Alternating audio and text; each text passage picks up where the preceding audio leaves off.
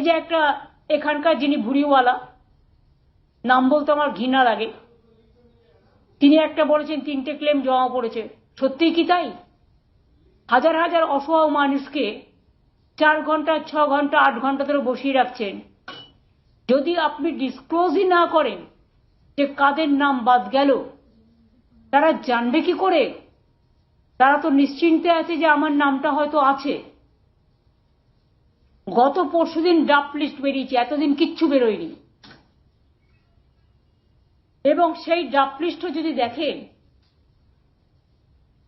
সবার পক্ষে অত কোটি কোটি পাতা খুঁজে নিজের নামটা কতদূর দেখা সম্ভব? অনেক অসহায় মানুষ আছে, সাধারণ মানুষ আছে, আমি জানি না, কিন্তু 54 লক্ষ নাম বিনা কারণে, বিনা কারণ দর্শানোর সুযোগ দিয়ে বেআইনিভাবে, অনৈতিকভাবে বাদ দেওয়া হয়েছে।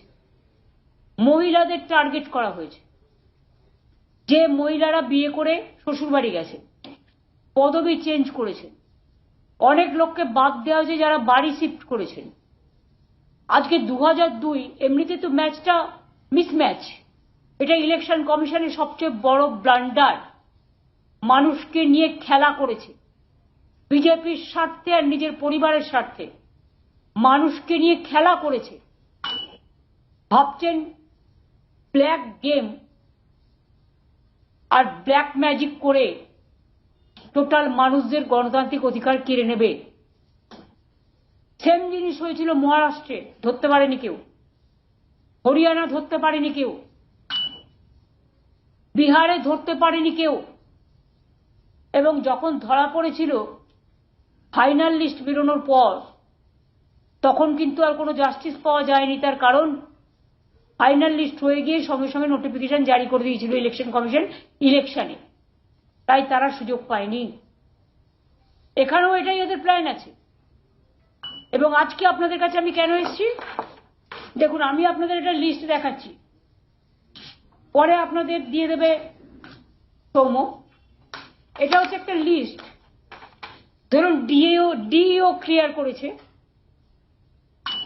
ধরুন ডিএম ক্লিয়ার করেছে, ইআরও ক্লিয়ার করেছে, বিএলআরও ক্লিয়ার করেছে, কিন্তু লাস্টে একটা নাম রেখে দিয়েছে একটা জায়গা, মাইক্রো অবজারভার হরিদাস সব। তারা বিজেপির দলদাস।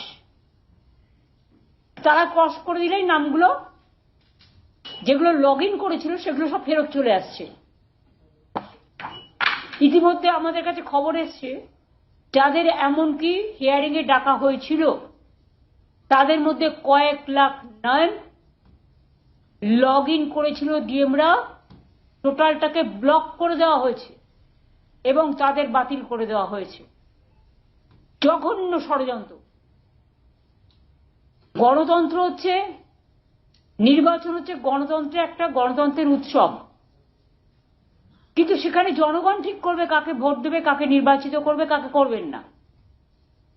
কিন্তু সেখানে ইলেকশন কমিশন ভোটের আগেই অর্ধেক লোকের ভোট কেটে দিয়ে তিনি নির্বাচিত সরকার ঠিক করে দিচ্ছেন।